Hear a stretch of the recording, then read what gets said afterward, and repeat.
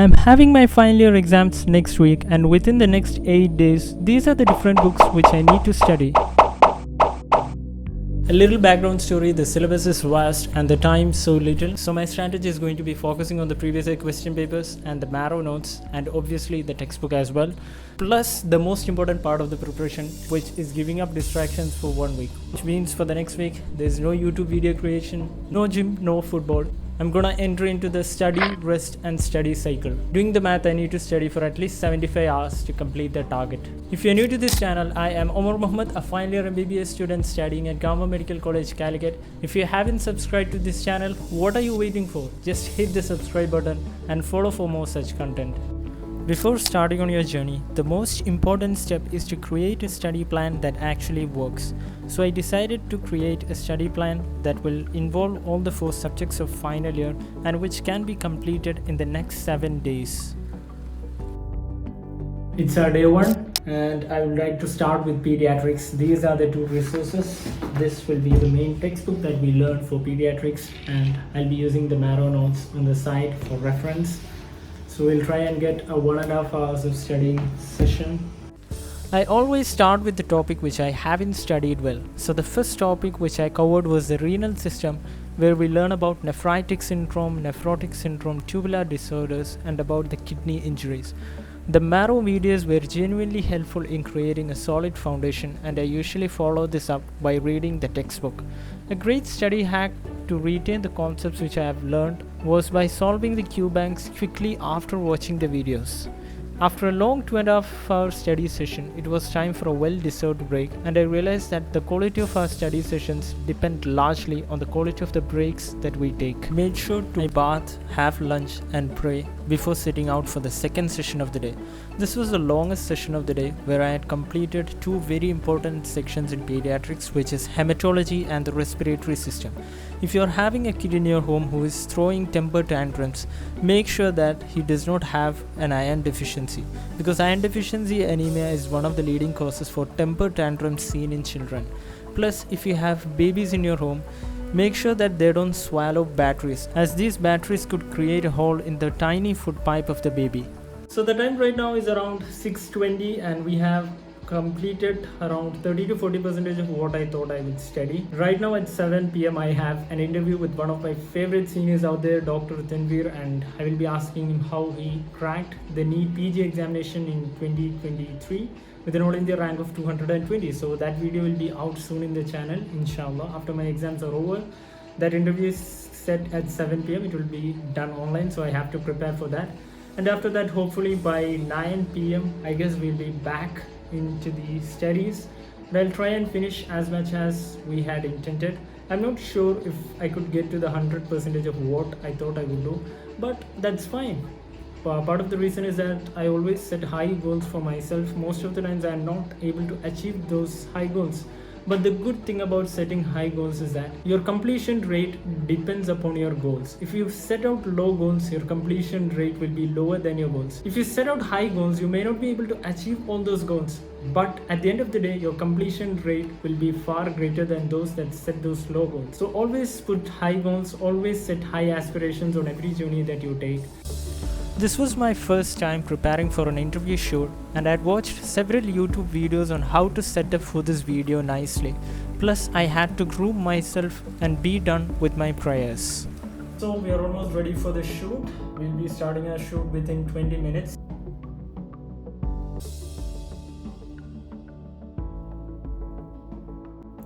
So guys, we are done with the shoot. It was a very long shoot. It was much longer than what we were expecting, but it's going to be definitely worth it. Do check out the video once it's out. It is the podcast with Dr. Tanveer, who has cracked All India rank 220 in his NEET entrance examination. The show must go on. So despite the fact that I was tired, I decided to stretch myself and push my limits for another study session. In life, when you're busy and tired is when you should start to do the hard things. That way, when times get easier, you can skyrocket the outcomes of your work. Every day, I track my progress in the end on an app called Notion, which has truly changed my life. It's a warm Monday morning. I have to get to the OP of pediatrics today. The OPDs are one of the busiest days in the hospital. Usually in the OPDs we have the morning OP and after that in the evening we have the casualty, but today I decided to skip the casualty to prepare for the examination. We spent 4 hours with our professor seeing the patients, examining them and learning from the professor. We saw a case of infectious mononucleosis, juvenile idiopathic arthritis and hydrocephalus that day. At around 1 pm our session ended and I was back. Because it was a long day and the fact that I had learned so much the previous day, I decided to take a long break today so that I could get back at full efficiency in the evening while I start my learning. I have a pediatrics quiz the next day, so I decided to go back and revise the basics of pediatrics, which include development, growth, nutrition and breastfeeding of children. So those were the topics which I covered during that day. One thing which I was truly mesmerized was the benefits of breastfeeding for both the mother and the child. Breastfeeding is known to reduce the chance of diabetes and cardiovascular diseases for the infant later in their adult life, while for the mother, breastfeeding is known to reduce the incidence of breast and ovarian cancers. In addition to that, there are so many other benefits of breastfeeding which just amazed me when I learned about them. One thing which I think needs to be spoken about is when you're planning to study for long hours, what is important for you to have is healthy distractions, or what I would say good distractions. Because we all know and we all preach about staying focused to avoid social media and so on. But at the same time, during your study breaks, there should be something that really cools you off, that really relaxes you off. I often used to worry about which time was the best to study. Was it the daytime or the night time? But in reality, the time doesn't matter as long as you have the energy. The energy you have determines how long you can commit yourself to a certain task. I stayed long for the night because tomorrow I had an important quiz where I wanted to give my best.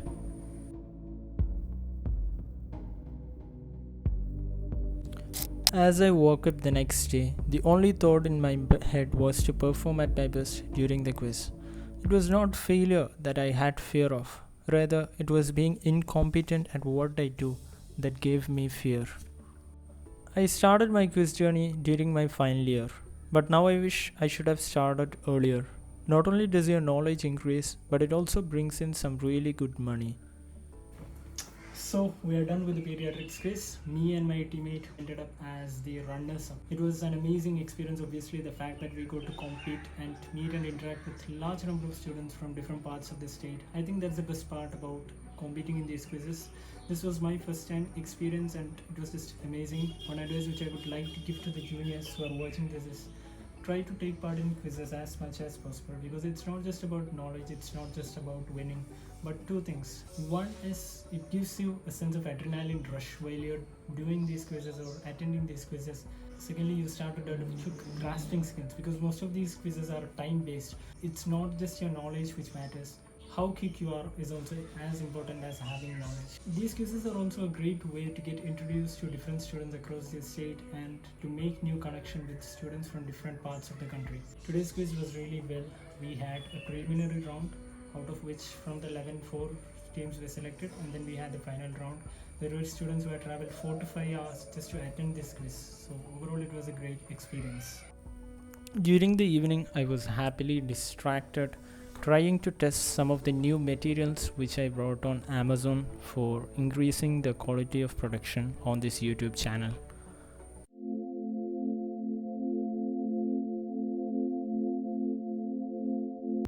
I was officially done learning pediatrics, but before starting out with the next subject, which is obs and gynecology, I revised everything which I had learned over the past 2 days. I felt that it was now time to switch subject and start gynecology.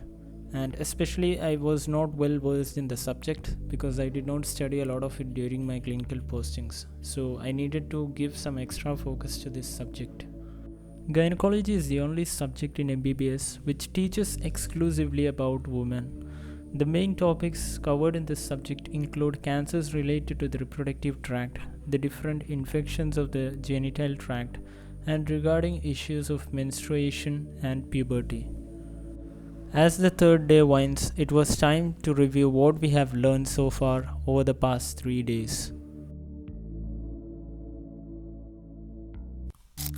It was a government holiday, which meant all I have to do is study. I simply could not mess up this day. Plus, since I did not learn the subject well previously, there was a humongous challenge in front of me. In the morning, I started with the topics I never touched before in obstetrics. The afternoon sessions were the most intense amongst all of them. This might be one of the most productive days in my life. So much of learning took place that day that by the time of evening prayer, I was almost done with the whole of gynecology and 1/3 of obstetrics. But there was a problem. The faster you learn, the faster you forget the things that you learn. And that is why I decided to spend the night revising gynecology once more so that the concepts which I learned stick on my head. A simple hack which I employ during revision is scribbling down the concepts which I have learned on a sheet of paper. It appears messy, but believe me, it just enhances your memory and retention like never before. So we are done with 80% of what we are supposed to cover. That was done pretty fast, and that's because I followed the 80-20 rule. 80% of the syllabus can be covered if you focus on the core 20% of the topics and if you do them well. So that's a super useful advice to follow, especially if you're preparing for examinations in the last minute. We are less than 100 hours away from the first exam, which is medicine. I woke up to attend the pediatrics posting at 8 in the morning. It was a ward day, which meant each one of us had to take a clinical case and present them before our professor. At Calicut Medical College, we are blessed to have a huge patient load, which gives us tremendous exposure. Today, we were lucky enough to see a case of Kawasaki disease, a disease that we often learn just in textbooks. Our discussion, however, was on the lower respiratory tract infections seen in children. Let's start with obstetrics today. So like I said, the 80-20 rule. I had the most important topics of obstetrics ahead of me. A 3-hour intense learning session helped me complete the core topics in obstetrics such as GDM, hypertension, APH, PROM, and so on. By the plans that we had created, I was supposed to be starting surgery today, yet I lacked confidence in the way that I learned obstetrics. To outwork this, I spent the entire night revising obstetrics. Believe me, it was one of the hardest sessions I had in this week. Right now it's over 11 p.m. but yet I guess today is going to be a very long night because we are still going to cover like around 30 to 35% of portion is still remaining, and I want to finish those tasks. But whatever you do in life, it should be based upon goals and not based upon time, and that's an important message which I want to give you. Often students ask, how can I study for long hours? The goal is actually not to study for too long. That is only useful when you're trying to build a studying habit, or if you're trying to build any habit for any skill. To get really good at studying or any other skill, what is important is to do that thing until you achieve your goals. So your effort must be goal based rather than time based. That's an advice for you if you're watching this video till this moment. By now, I have completed more than 60 hours of learning over the past few days, and it has started to take a toll on me. Nevertheless, I don't give up, and I was confident in completing the targets I kept for myself. You must have understood the routine by now. Wake up, prayer, dress up, have breakfast, and hit the college. I'm gonna show you the case that we had discussed today. Can you identify the diagnosis from simply looking at the baby's facies? I'll give you a clue. The baby has a heart defect known as ventricular septal defect, which means there is a hole inside the heart. So if you know the diagnosis, do let me know in the comments. I was supposed to complete surgery by today, but the evening was spent chit-chatting with my friends. Spending time with your friends has got to be one of the biggest pleasures in this life. For surgery, we have these huge textbooks to cover. But in reality, I don't really learn the entire textbooks in detail. To be honest, I selectively pick and choose the topics from different textbooks. There is no single textbook that serves everything perfectly. What do we have to cover in surgery? Well, the syllabus is as vast as the ocean. We had to learn the entire endocrine system, hernia, vascular system, genitourinary system, the salivary glands, and the whole chunk of topics under abdomen. this estimates to around 750 pages. Yes, that much learning over the next few hours. But the good part is, I had learned these topics thoroughly during my clinical postings, unlike obstetrics and gynecology. That allows me to easily revise these topics. Nevertheless, even at the rate of 150 pages an hour, it will still take me at least 5 hours to complete the whole lot. So I'm happy that it was such a long study session, but by the end of it we have covered like almost 85 to 90 percentage, and I'm happy with that because that gives a good advantage while going for the examinations. And the remaining portion is mainly the part of parathyroid gland and thyroid. Those are the two important topics which is yet to be looked at, but that we can complete on the examination day. The time is now over 1 p.m. It was earlier than I expected actually, so it's time to sleep. It's day 7, the last day of this shoot. By now I have lost count of the hours I put to studying this week. Maybe it's 70, maybe it's 80.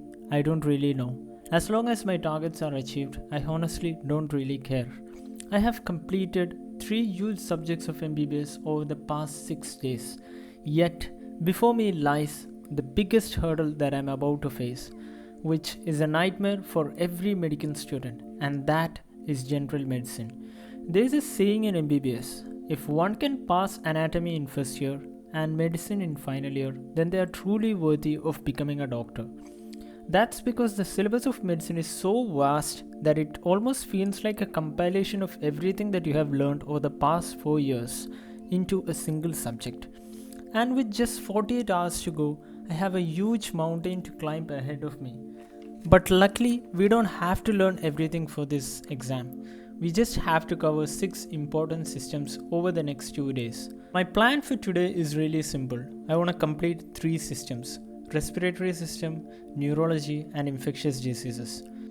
I started with the respiratory system, where we learn about the commonly encountered diseases such as asthma, COPD, lung cancer, and vascular disorders. So I'm done with the respiratory system part, and now after an hour or two later I'll be starting with neurology.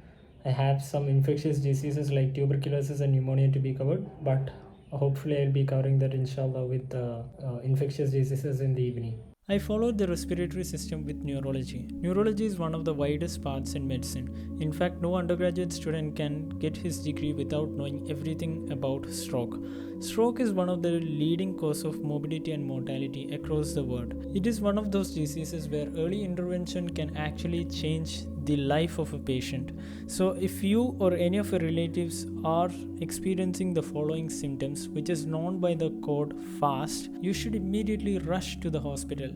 FAST stands for facial deviation, arm weakness, speech difficulty, and time. I'll be doing the last study session of this week. I'll be covering infectious diseases now. For covering infectious diseases, before going on to the medicine part, I will brush up my basics using the microbiology textbook, which we used to learn during the second year of Mbbs. It's very important to go back to your basics because that's going to be your foundation. And since I've gone through this book multiple times, I use this book for my third year as well, so it's very easy to get through this book. Before I end today, I'll be going through all the topics that I have learned today once again, a 1 hour final revision plan. If you're wondering if every exam season is like this and if every medical student is studying right now for exams, well, the answer is no. Most of my friends are not really studying or putting this much hours, especially for this examination, because this is not the main examination. The main examination is actually coming in December. That's like 4 to 5 months away, and that's the time when most of the medical students, or not most, all of the medical students will be putting this much hours of study or even more. But the reason why I am putting this much hours during this examination is because I believe in one thing, and that is confidence comes from preparation. Confidence always comes from preparation. If you're not confident in any pursuit of your life, maybe you're preparing for an examination, maybe you're going for a job interview, maybe you're going for something else, and if you're not confident for yourself, the first thing that you have to do is to make sure that you're preparing perfectly for that pursuit. I guarantee you that 90% of your problems will be solved if your preparation is right. If your preparation is using the right methodology, if your preparation is using the right resources, and if your preparation is also on the right time.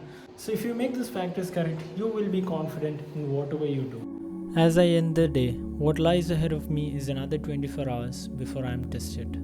Yet, I am confident with what I have learned so far, and I know I have given my best, and that's what truly matters.